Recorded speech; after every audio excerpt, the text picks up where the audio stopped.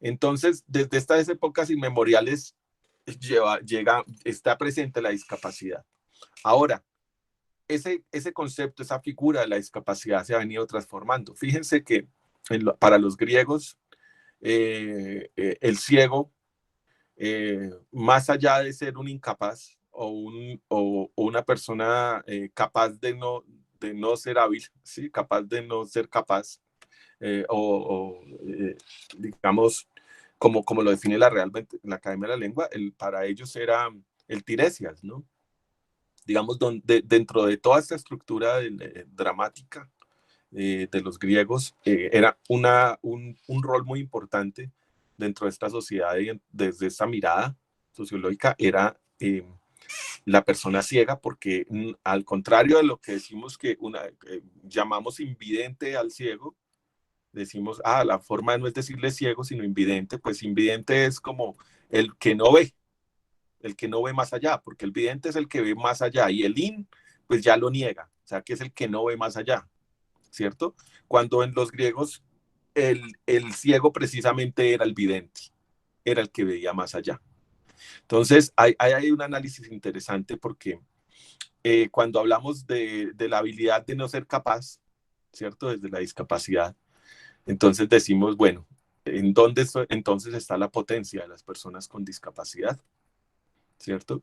En no ser capaces o en ser capaces de otra manera o de otras cosas, ¿cierto? De ver más allá, de ir más allá, de, de transformar, solucionando y yendo más allá. Entonces, como para un abrebocas con relación al tema de la discapacidad. Ahora, ese concepto se ha venido transformando. Las personas con discapacidad, viniéndonos más a esta época, han sido relegadas, son las personas las últimas en la fila de los excluidos, ¿cierto? Si nos ponemos a mirar, eh, claro, las personas negras han sufrido una discriminación monumental, la esclavitud, el rechazo. Las personas con diversidades sexuales, de género y todo este rollo también, ¿cierto? Pero aún más, y bueno, no quiero ponerlo como en términos queja, pero nos damos cuenta que las personas con discapacidad ni siquiera están siendo tenidas en cuenta en muchas discusiones. Es decir, a la persona con discapacidad se le toma como a un ser al que hay que proteger, de pronto cuidar, siéntalo en la silla azul y ya.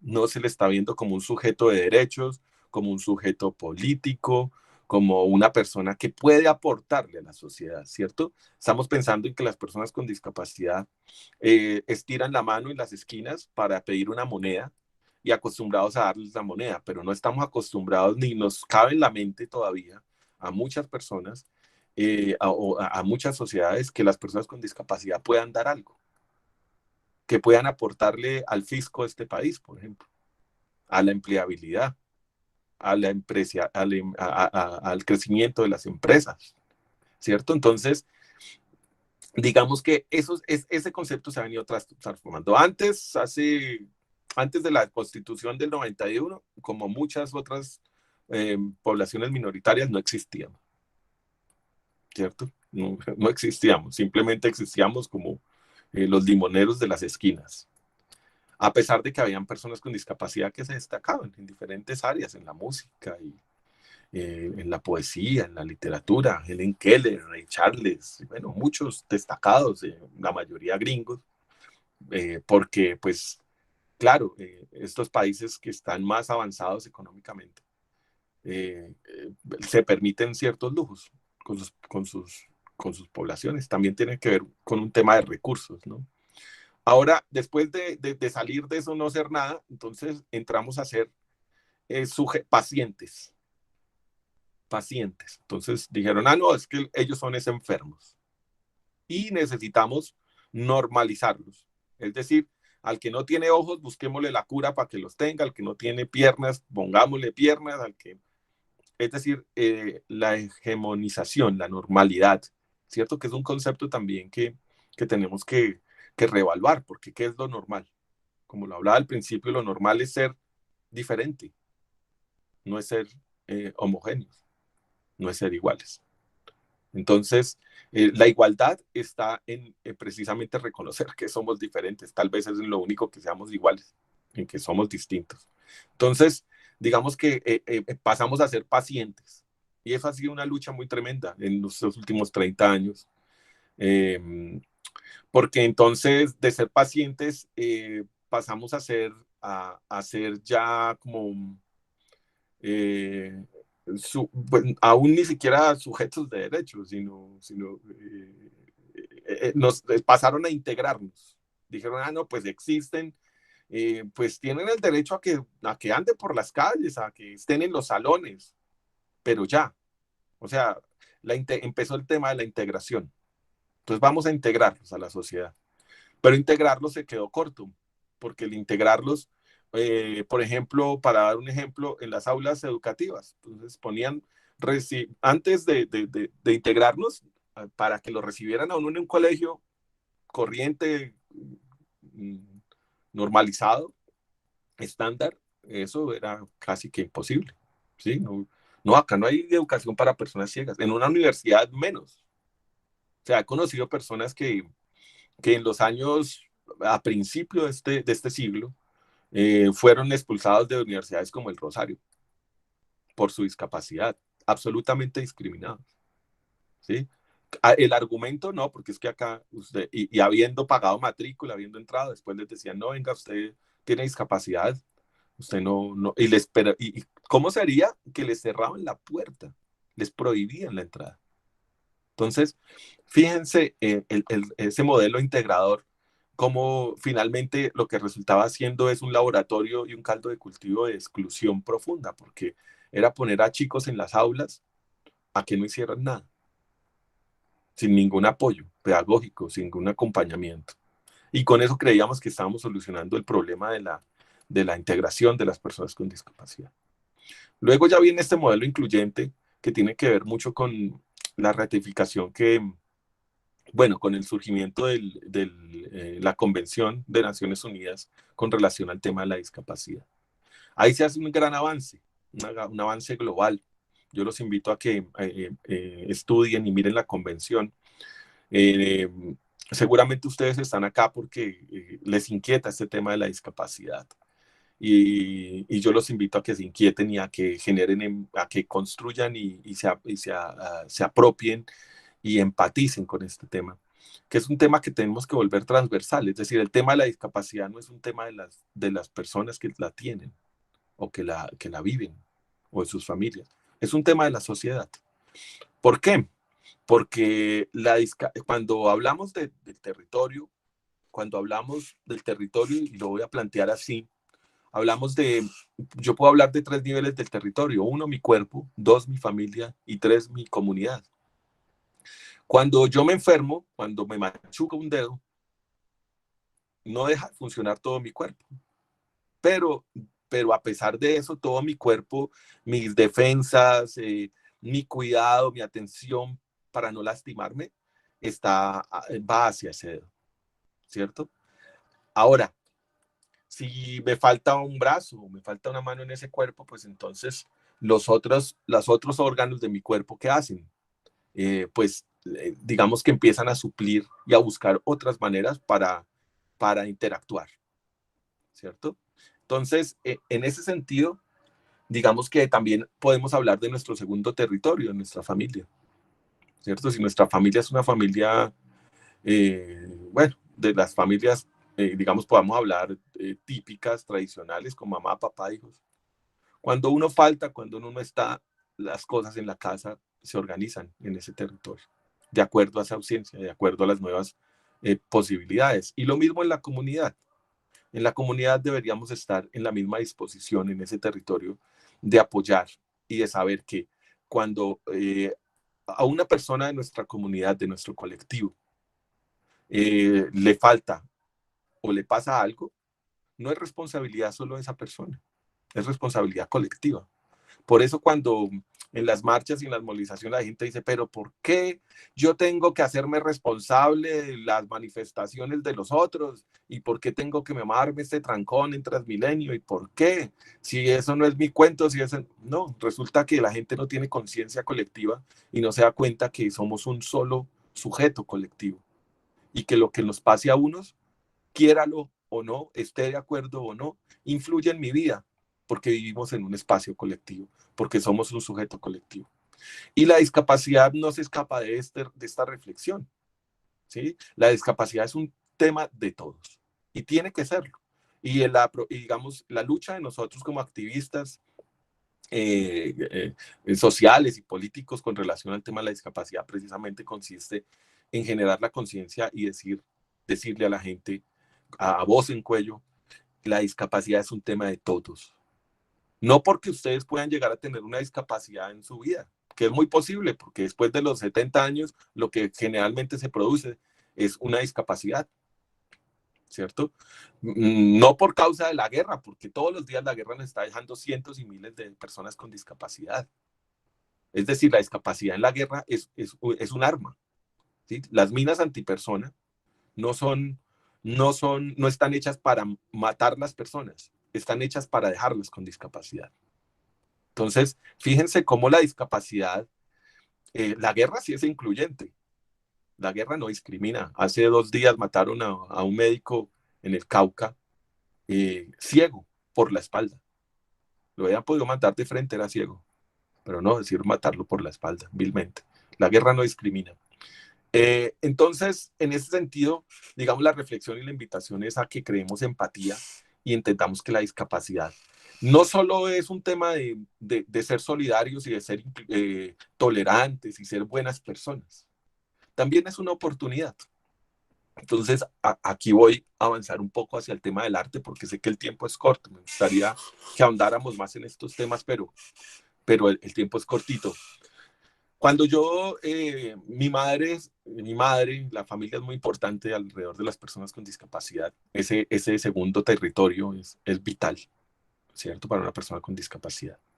Mi madre, claro, sufrió el trauma de que tener un hijo con discapacidad visual, una persona ciega. Se imaginó todo lo peor, todo lo que está instalado en nuestros imaginarios, cómo va a ser, cómo va a vivir, ¿no? Mejor dicho, terrible.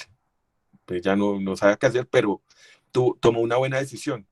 La decisión fue enfrentarlo de una manera estoica. Decir, no, pues a él le toca aprender a vivir como los otros porque no se lo va a tragar la vida. Y si yo falto, y si no estoy, entonces ¿qué va a hacer?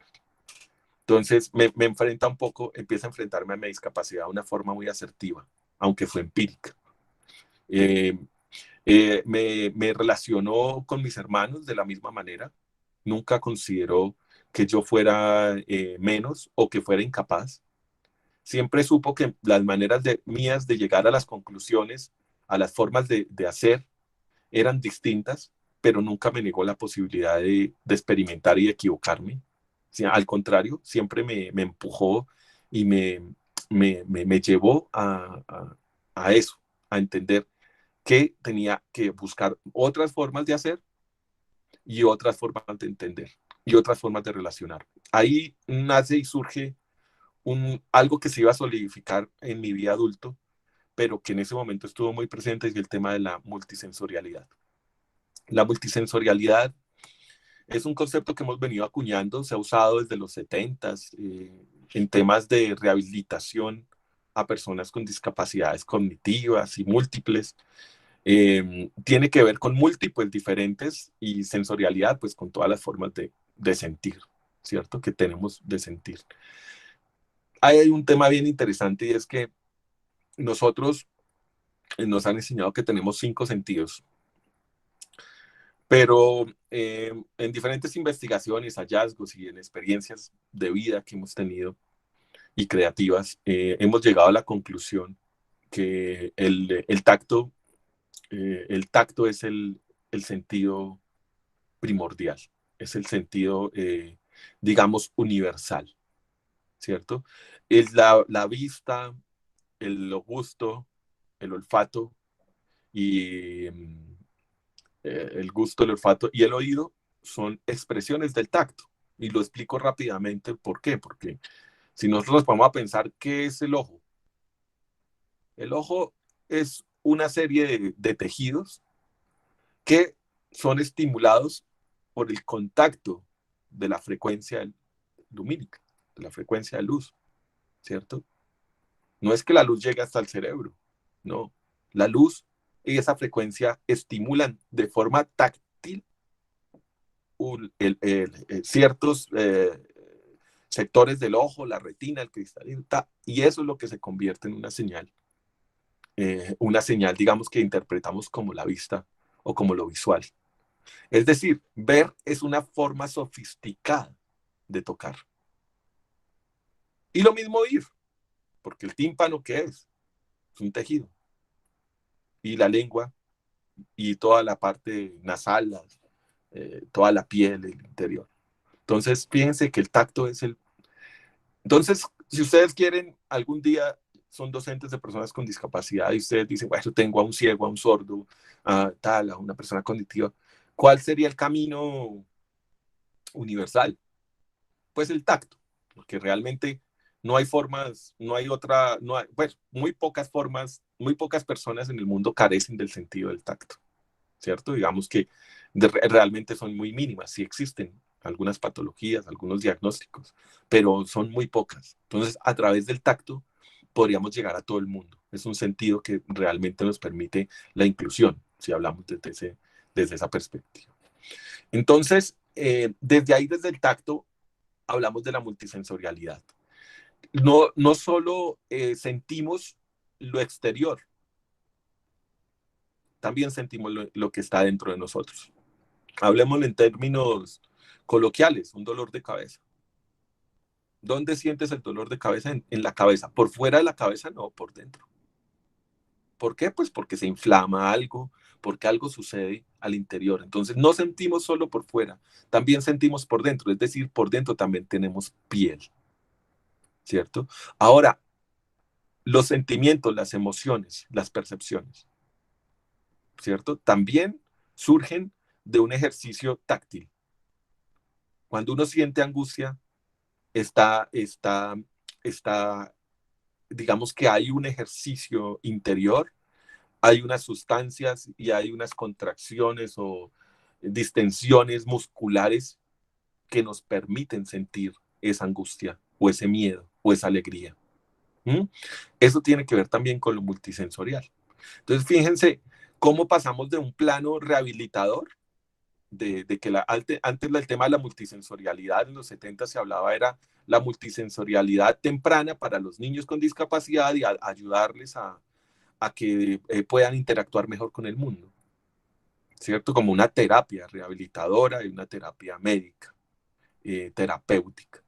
Pero, entonces, ¿qué pasa? Yo lo viví con mi madre en la infancia.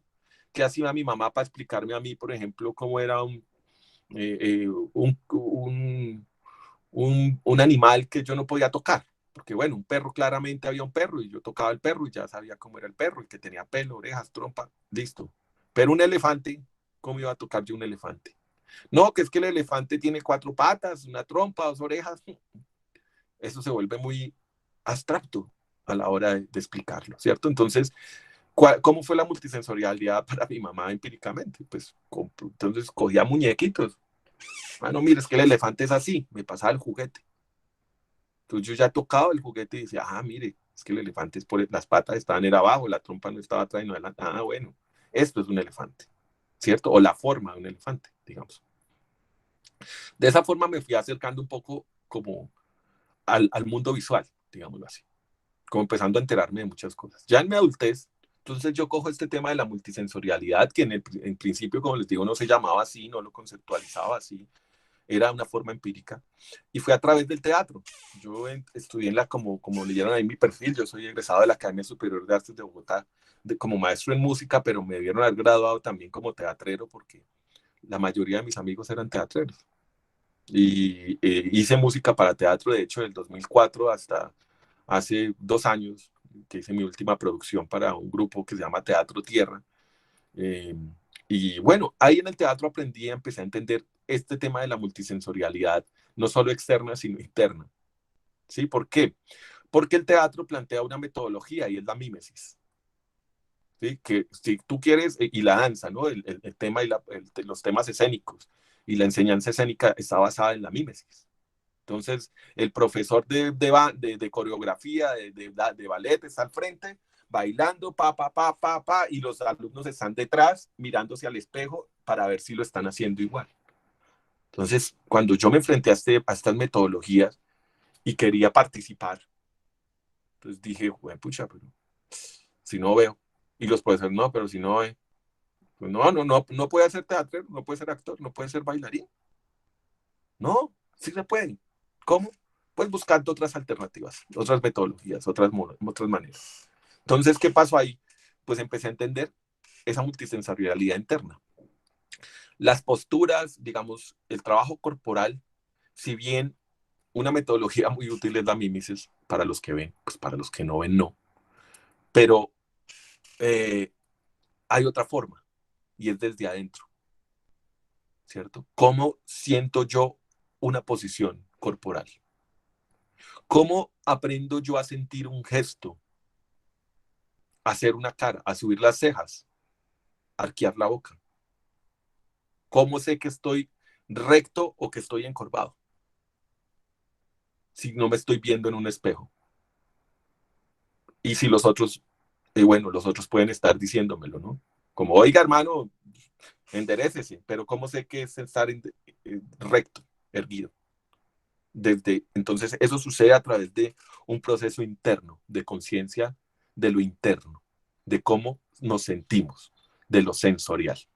Entonces, ahí surgen una cantidad de metodologías. Nosotros fundamos una organización que se llama Asociación Integrarte, que la que trabajamos hace 11 años, desde el 2011, perdón, en procesos de formación, investigación y promoción cultural y artística de personas con discapacidad. Y entonces se nos volvió un laboratorio. Entonces, esa inquietud que surge en mí en la escuela, después entonces la traslado a mis compañeros o a mis pares o, bueno, a las personas que estaban digamos, dentro de ese gran costal de la discapacidad, que fíjense ustedes, hago un paréntesis, el tema de discapacidad. Por un lado nos unifica, digamos, políticamente, aunque eso es muy complejo, porque acá en Colombia y en general somos muy, eh, digamos, al tema de la unidad le huimos, siempre nos polarizamos, siempre contradecimos, siempre que muchos caciques y poca, eh, no, eso está muy feo, se ha dicho, pero no, más bien como que no estamos acostumbrados a trabajar en equipo, en colectivo, ¿cierto? Ni a seguir tampoco a veces rutas ni liderazgos, nos cuesta. Entonces el tema de la discapacidad, dentro de la discapacidad hay mucha diversidad, ¿sí? Que esa es una desventaja de unificar en una sola palabra un concepto que realmente es muy amplio. Ciegos, hay muchos, de muchos tipos. Yo alcanzo a ver un poquito de luz. Entonces yo podría decir, la gente se imagina cuando hablan de ciego, dicen, no, es que el ciego ve negro. Pues no, déjenme decirles que no. Los ciegos, la mayoría de ciegos, si ustedes les preguntan, algún día hagan el ejercicio con personas ciegas que hagan, ¿usted cómo ve? A ver si les dicen que ven negro. Muy poquitos. Unos ven verde, otros ven rojos, así como Borges narraba la ceguera en una entrevista que le hacían, que está por ahí, que se las recomiendo. Él hablaba que él veía en amarillo, rojo y verde, que eran los colores que, no, amarillo, azul, verde y no, bueno, el hecho es que extrañaba el color rojo, ¿sí? Él dice que extrañaba el color rojo, que extrañaba verlo. Pero fíjense, todos los ciegos ven distintos. Entonces, todos los ciegos son diferentes, sus cegueras. Ahora, hablemos de las 7 discapacidades que están dentro de ese concepto de discapacidad y las que no están reconocidas. Entonces, dentro de ese concepto hay un mundo muy amplio que no hay que decir, no hay que generalizar, las personas con discapacidad, les vamos a hacer una metodología para ellos. No, pues no le toca hacer una, le toca hacer 100, porque al interior de la discapacidad hay una diversidad muy amplia, tal vez más que en las otras poblaciones, ¿cierto? Bueno, íbamos en lo de lo sensorial, la piel, entonces yo hago esta asociación y desde ahí investigamos, empezamos a probar. Entonces, ¿cómo vamos a enseñar a bailar a la gente? No, pues probemos, inventémonos una manera, tocando, listo, tocando, y nos surgían unos saldos, unos positivos, otros negativos. Entonces, esto no lo repetimos, esto sí. Y así fuimos conformando, de ahí nació la obra en rojo, amarillo y verde, que se las recomiendo, está en YouTube, la pueden buscar como en rojo, amarillo y verde, José David Díaz, ahí van a poder encontrarla. Es una obra para el cuerpo y el objeto, se usan los bastones, y en rojo, amarillo y verde es porque partimos del semáforo como un elemento unificador dentro de la ciudad. En el semáforo pasa el rico, el presidente, pero también el mendigo, el niño, el grande, el joven, el enfermo, el muerto. A través del semáforo convergen todas las sociedades, por lo menos urbanas, y no urbanas, cuando vienen a la ciudad también, o cuando son desplazados de sus territorios rurales. Entonces, digamos que a través de ese semáforo ponemos un grito de resistencia. Entonces, es interesante que lo puedan ver, acá no se los puedo compartir, pero creo que ustedes pueden generar la inquietud y irlo y verlo. Se llama En rojo, amarillo y verde, José David Díaz, ahí lo encuentran en YouTube. Entonces nace esta inquietud desde lo sensorial, desde la multisensorialidad. Ese taller de artes lleva ya varias versiones desde 2011. Hemos formado, han participado alrededor de 1,000 personas con discapacidad en nuestros talleres, que de hecho han salido a formar sus propias organizaciones y sus propias propuestas, ¿cierto? Ahora, ¿cómo el arte ha incidido y ya se ha vuelto una oportunidad? Y la discapacidad también, ¿sí? Que allá era donde quería llegar con todo este rollo. El arte para mí ha sido mi elemento emancipador. La música, el teatro, la danza, la literatura, todo lo que me he metido, el audiovisual, que me he sido muy loco y muy soñador y muy emprendedor y me he metido en muchas cosas y eso ha sido como mi elemento emancipador. Ahora, ¿será que el arte y la discapacidad solo son una oportunidad para mí como persona con discapacidad? ¿O será que la sociedad se está perdiendo de encontrar un camino creativo, científico, al no querer, digamos, inclinar la mirada o voltear la mirada hacia la población o hacia la cultura, hacia el quehacer, hacia la identidad de las personas con discapacidad? Yo creo que sí.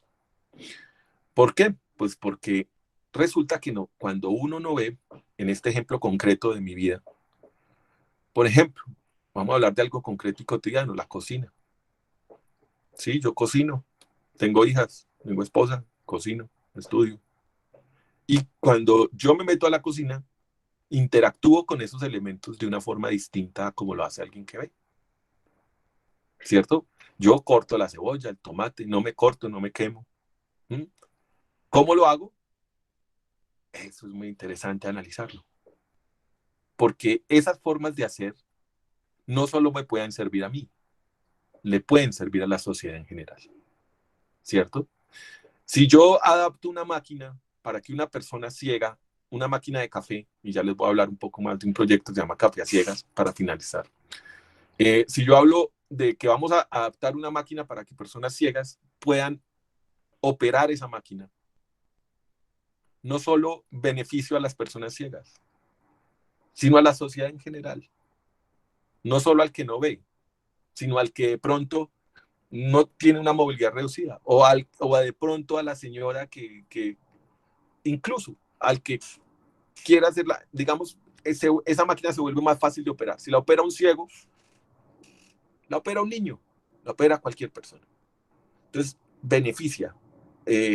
La cultura y los hallazgos que estamos teniendo las personas con discapacidad no solo benefician a la población con discapacidad, sino es un patrimonio material y cultural que pertenece al mundo y a la sociedad en general. Y digamos que eso nos impone un reto y nos impone también una incógnita y es, bueno, pues qué chévere indagar en el mundo de la discapacidad. ¿Cómo vive un sordo? ¿Cómo hace un sordo para? ¿Cómo hace una persona en silla de ruedas para? Porque hay muchas preguntas, yo sé que hay muchas preguntas alrededor de la discapacidad. Y empezar a buscar la respuesta a esas preguntas nos puede ayudar a encontrar caminos para desarrollar nuestros propios caminos, ¿sí? Los caminos individuales. Bueno, Entonces avanzamos con el tema de la discapacidad, de la asociación Integrarte, de la multisensorialidad, pero entonces nos damos cuenta que también la lucha, y yendo a ese territorio más amplio, al territorio y al territorio social, a ese tercer territorio del que hablábamos ahora, y comunitario, es que la lucha no es solamente eh, de manera individual y familiar, sino social. Entonces ahí nos empezamos a meter en el rollo de político y en el rollo de social. Entonces desde ahí empezamos a trabajar con diferentes organizaciones, nos unimos, nos aliamos, y empezamos a decir, bueno, nosotros tenemos que hacer una fuerza política, no como un partido político, no la politiquería barata a la que nos tienen acostumbrados, sino una fuerza que sea capaz de movilizar acciones que nos permitan mejorar nuestra calidad de vida y visibilizar a esta población como lo que necesitamos visibilizarla, no como los pobrecitos, los limoneros, la cagada de gente, mejor dicho, denle la silla azul porque no, sino como una población potencial, ¿sí? Una población que en este momento, como mínimo, según las estadísticas, somos 3,5 millones en este país. ¿Mm? Que si ustedes se ponen a pensar políticamente, en términos electorales, seríamos una fuerza. ¿Sí? Entonces, empieza a surgir esa inquietud y esa lucha. Hemos participado en campañas como No Más Teletón. Logramos desmontar el Teletón acá en Colombia, aunque no del todo, porque eso es una mafia muy brava. Pero que unos enfermitos, como nos han dicho, como que esos chuecos, que esos discapacitaditos, que esos enfermos, sean capaces de desmontar algo, movilizarse, reunirse, eso ya habla muy bien digamos, de un trabajo que se viene desarrollando. Lo mismo con el censo. En el censo no nos tenían metidos, calculen ustedes. En el censo no preguntaban si tenía o no tenía discapacidad. ¿Qué quiere decir eso a nivel político en un país? Pues que si no hubiéramos quedado en el censo nos ningunean, no seríamos nadie, no hay políticas públicas, no hay recursos, no hay nada. También se logró que nos metieran en el censo y que dejaran una partida de 5.000 millones para que nos pudieran hacer el censo a las personas, es decir, para que incluyeran las preguntas con relación a discapacidad. Y eso que quedó mal incluido, lo que sea, pero bueno, ¿cierto? Hay muchas luchas que se vienen desarrollando a nivel político. Sin embargo, pues también está la contraparte, ¿no? Las personas con discapacidad que sienten que lo que necesitan es asistencialismo, una canasta de mercado, un bono de unos 20 pasajes de Transmilenio y ya. ¿Sí? Todavía están en ese modelo asistencialista. Y la lucha de nosotros es sacarlos de ahí, salir del confort. ¿Por qué? Porque las personas con discapacidad podemos tener una familia, podemos trabajar, podemos pagar impuestos, podemos participar no solo como ciudadanía, sino también de forma activa dentro de las instituciones, tener espacios de participación y de incidencia dentro de la política, dentro del arte, dentro de la cultura, dentro de la ciencia, ¿cierto? Pero necesitamos ¿qué? Pues necesitamos de la empatía de la sociedad. Más que rampas, que son muy necesarias, más que tabletas guía en los andenes, más que señales con braille, necesitamos es que las personas de la sociedad entiendan que la discapacidad es de todos y que nos pertenece a todos, ¿cierto? Ahora, el arte, ¿qué es el arte en medio de la discapacidad? Pues el arte es la herramienta emancipadora. Por medio del arte es que hemos logrado visibilizar muchísimas cosas. Por lo menos desde nuestra dinámica de nuestra construcción, porque yo soy artista. ¿Mm? Entonces, desde ahí es que hemos venido trabajando, desde la multisensorialidad. Listo. Ahora, ¿cuál es cómo concluimos esto con relación a la resistencia? ¿Cuál es esa forma de resistir? ¿Cierto? Pues la forma de resistir es creando todos los días. Y no solo arte, no solo canciones, cuadros, pinturas, libros, creando lazos de empatía con la sociedad. Espacios como estos, donde una universidad privada, como la Escuela de Artes y Letras, decide apoyar a un proyecto como ha sido Café a Ciegas, por ejemplo.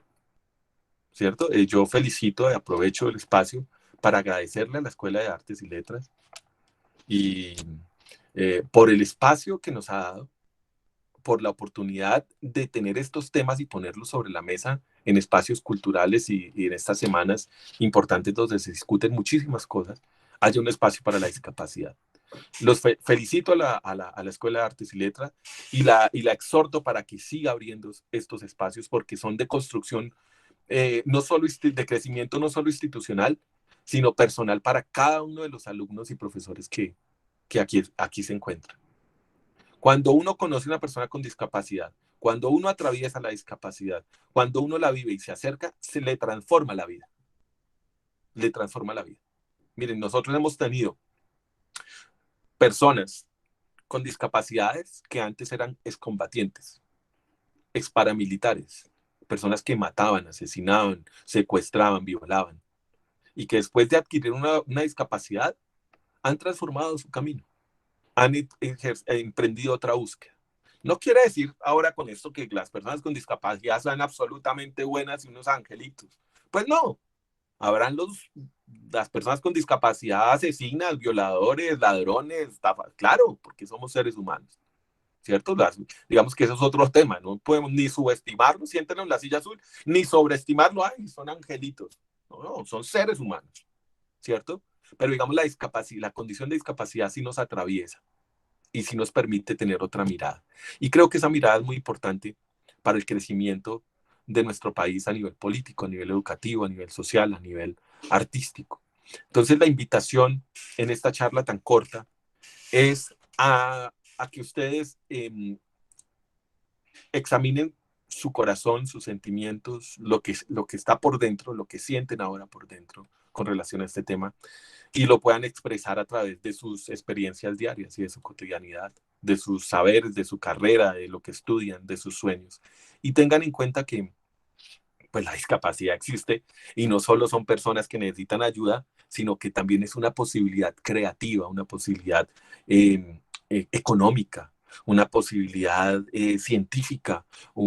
Digamos, dentro de la discapacidad hay un mundo inexplorado, como la selva del Amazonas, donde nadie ha entrado y la gente le tiene miedo a entrar, pero donde hay una riqueza inmensa para explotar, digamos, para aprovechar, para potenciar. Entonces, la invitación es a eso, a que hagamos que las formas de resistencia que ejerzamos vayan más allá de lo que nos plantea la vida, digamos, podemos ir un poco más allá. Para finalizar, quiero contarles que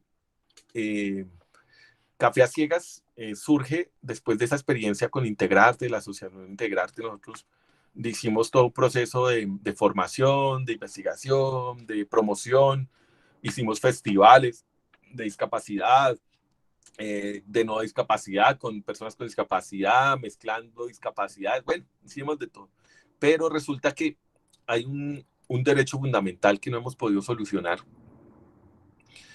que es el tema de inserción laboral. ¿Sí? Cómo una persona sin recursos puede emprender un sueño o puede emprender su vida. Con o sin discapacidad, el que no tiene recursos prácticamente está marginado. Y cuando tienes discapacidad, aún más. Porque si yo no tengo para comprar un bastón, pues me tocará salir con un palo de escoba, ¿cierto? Será la única. Pero el que no tiene para una silla de ruedas, pues le tocará arrastrarse, ¿sí? Entonces, digamos que desde ahí el recurso es importante. Y nosotros nos dimos cuenta que el tema laboral era importante. Entonces decidimos hacer un proyecto que fuera una empresa.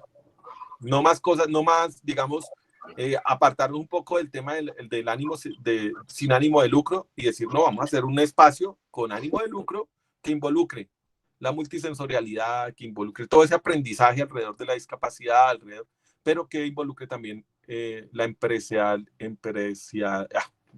tema empresarial, perdón, y el emprendimiento, ¿cierto? Entonces ahí surge Café a Ciegas.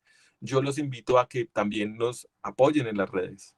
Acá somos un equipo de 15 personas, más o menos, de las cuales el núcleo central, los que dirigimos, organizamos, presentamos, somos 7 personas ciegas. Entonces, es un emprendimiento bonito cuyo objetivo es llegar a ser el primer centro multisensorial de Latinoamérica.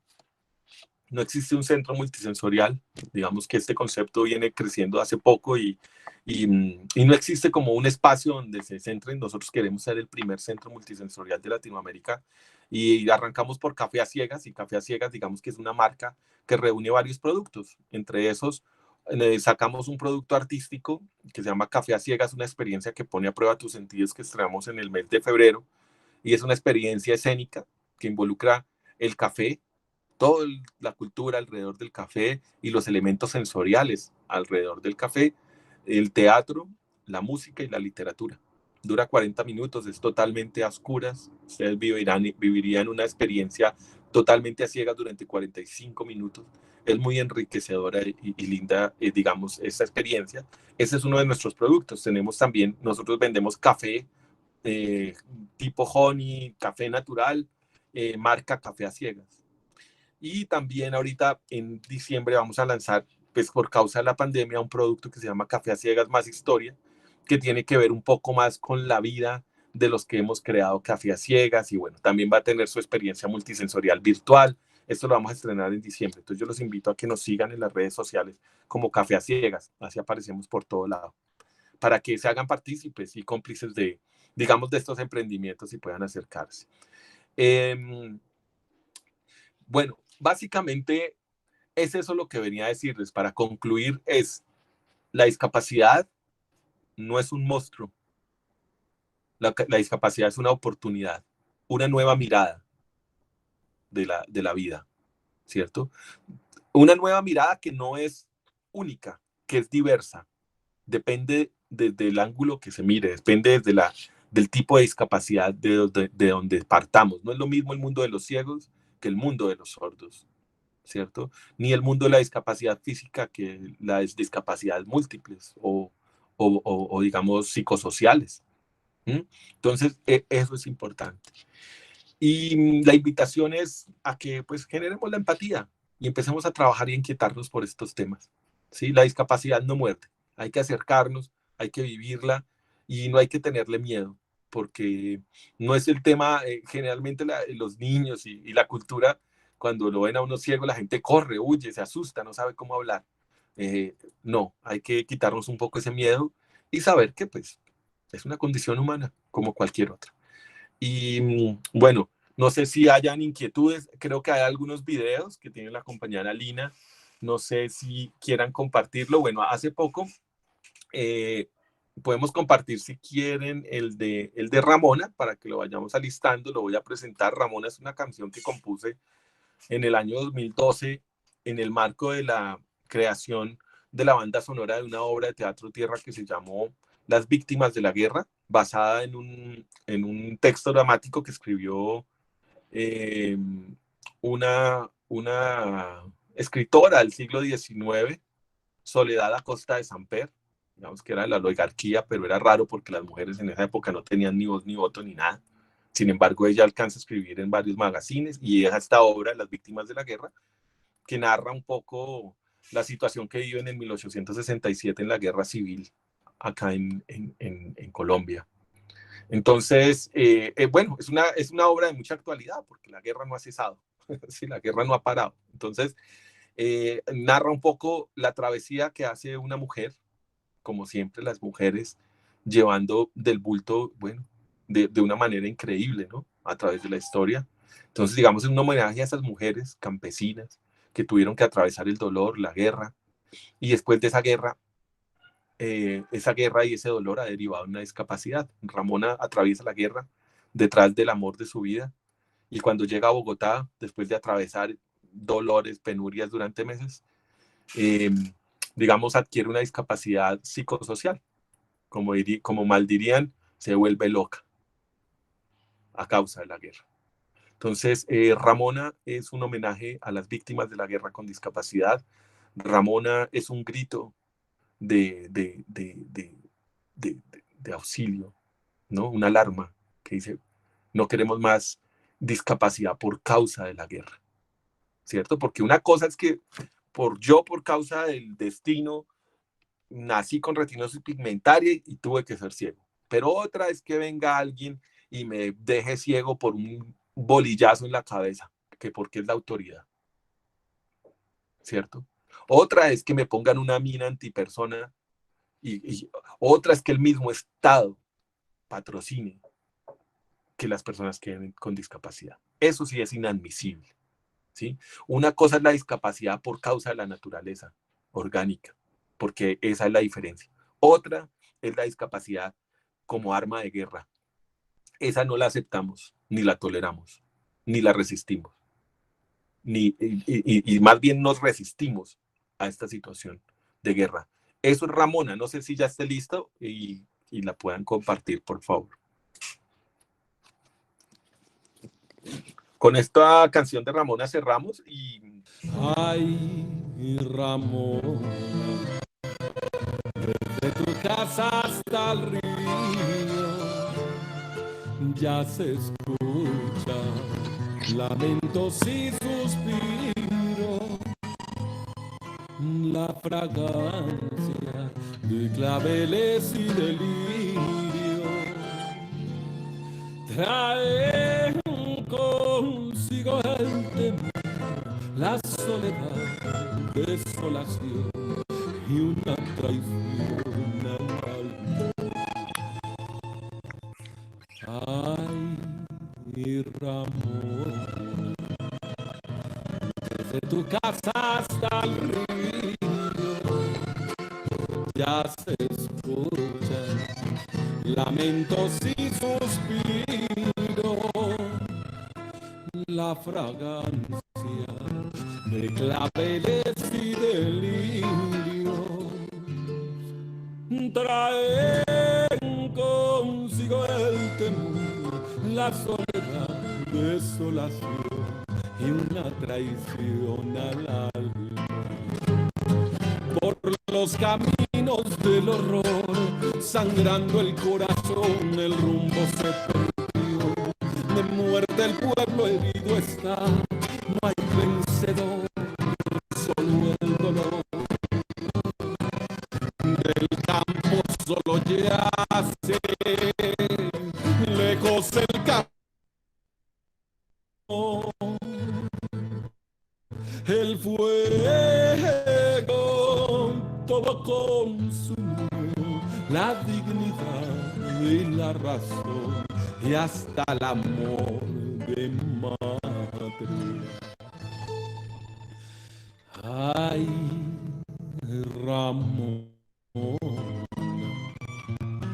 en tus ojos de martirio veo la sombra y la pena del cautivo, y a esta tierra teñida de sangre y muerte que espera por la redención, la dignidad, la insurrección y el resplandor del alma. Por los caminos del horror, sangrando el corazón, el rumbo se perdió. De muerte el pueblo herido está, no hay vencedor, solo el dolor. Del campo solo yace, lejos el campesino, el fuego todo consumió, la dignidad y la razón y hasta el amor de matria. Ay, Ramona.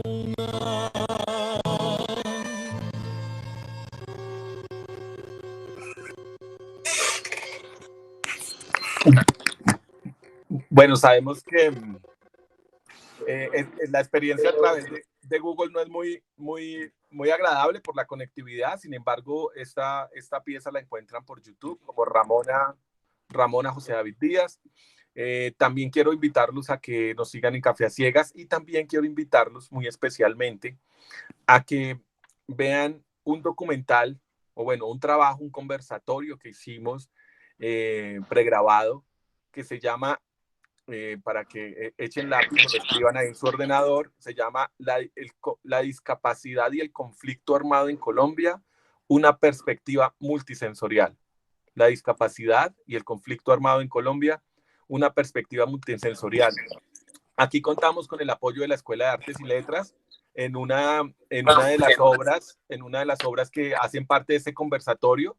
Es una obra sensorial, digamos, es una apuesta sonora y visual, donde la Escuela de Artes y Letras, a la que de nuevo reitero mi agradecimiento por el apoyo a Café a Ciegas y a estas propuestas, nos ayudó con la parte de la animación. Eso está a partir del minuto más o menos, eso es minuto como 60, 60 y algo. Sin embargo, los invito a que lo vean todo. Dura más o menos 81 minutos. Hay varios testimonios de personas con discapacidad que han atravesado el dolor de la guerra. Hay unas reflexiones muy interesantes desde la Universidad de Antioquia y desde la academia. Y bueno, también hay una apuesta artística y multisensorial ahí dentro de este conversatorio que también lo pueden encontrar. Entonces, pues muchísimas gracias por la invitación a la escuela, a Tatiana, a cada uno de ustedes por haber asistido. Por favor, repliquen la información. El tema de discapacidad necesitamos esa ayuda, de que se vuelva un tema de la conversación de todos, cotidiana de todos, para poder avanzar. Muchísimas gracias y pues quedo atento a cualquier inquietud que tengan.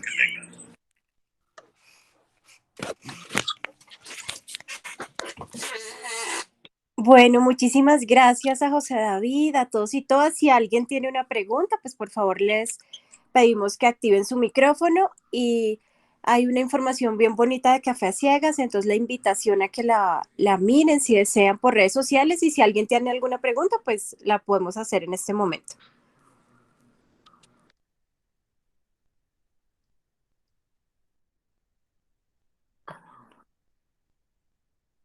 Bueno, José David, nuevamente agradecerte a Camila que nos hizo el soporte y a todos los que nos acompañaron. Muchísimas gracias. Buen día. Muchísimas gracias, Tatiana. Muchísimas gracias, José David, y a los que asistieron y participaron. Gracias. Gracias por su tiempo. Muchísimas gracias.